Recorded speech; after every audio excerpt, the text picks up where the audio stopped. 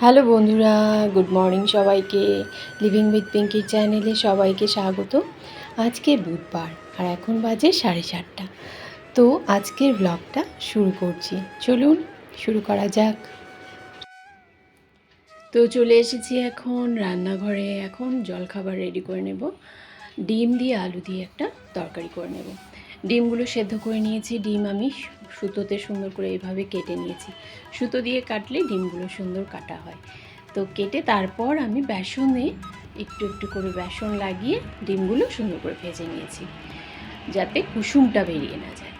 তো বেসন দিয়ে ডিমটা ভাজা হয়ে গেছে। এখন ডিমের জন্য যে একটা পেস্ট রেডি করেছি, পেঁয়াজ, আদা, কাঁচা লঙ্কা, টমেটো আর রসুন সব দিয়ে একটা পেস্ট করেছি, সেটা ভেজে নেব। অল্প তেল দিয়ে তাতে গরম মশলা আর জিরে ফোড়ন দিয়ে মশলাটা ভেজে নেব। ভাজা করে রাখা জিরে আর ধনের গুঁড়ো দিয়ে দিয়েছি। সুন্দর মশলা কষে গেছে। এখন ভাজা করে রাখা আলু দিয়ে অল্প গরম জল দিয়ে জলটা ফুটে আসলে তখন আমি ডিমগুলো দিয়ে নেব। আর এইদিকে আমি রেডি করে নেব এখন টিফিনের। তো বড় মেয়ের জন্য টিফিনের রেডি করে নেব। এদিকে লুচি বানিয়েছি সাথে আলুর দম, এটা টিফিনের জন্য। তো এই আজকের শর্টকাট রেসিপি করে নিয়েছি। আর সকালে কতটা তাড়া থাকে আপনারা তো জানেনই। তো চটপট করে নিলাম, টিফিনের দিয়ে দিয়েছি। সকালের খাবার খাইয়ে এখন মেয়েকে স্কুলে পাঠিয়ে দেব। তো মেয়েও রেডি হয়ে গেছে, এখন স্কুলে পাঠিয়ে তারপর আবার বাকি কাজ কমপ্লিট করে আমি দুপুরে রেডি করে নেব।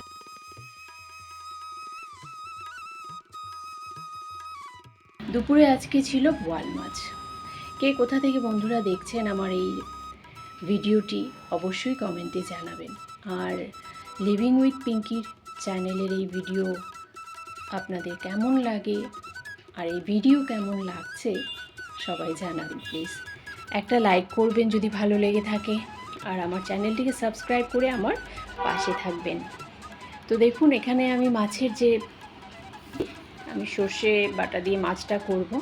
তো পেঁয়াজ আর 2 কোয়ার মতো রসুন নিয়েছি, আদা কাঁচা লঙ্কা একটা বেটে নিয়েছি, পেস্ট বানিয়েছি, 4টা কাঁচা লঙ্কা দিয়েছি। যেহেতু মাছের রেসিপি একটু ঝাল হলেই ভালো হয়, বোয়াল মাছের ঝাল, তো আর গোটা লঙ্কা দিয়ে দিয়েছি কয়েকটা। তো সর্ষে বাটা দিয়েছি, কালো সর্ষে আর সাদা সর্ষের পেস্ট, তো দিয়ে মাছটা সুন্দর করে জাল করে নিয়েছি। দেখুন রেডি হয়ে গেছে বোয়াল মাছ। আর এখন উপর থেকে অল্প কাঁচা সর্ষের তেল ছড়িয়ে দেব। তো বেশি সময় লাগলো না বন্ধুরা, রেসিপি পটাপট রেডি হয়ে গেছে। আর এদিকে করেছিলাম ঝিঙে আলু টমেটো দিয়ে একটা শুকনো সবজি আর আলু পেঁয়াজ ভাজা।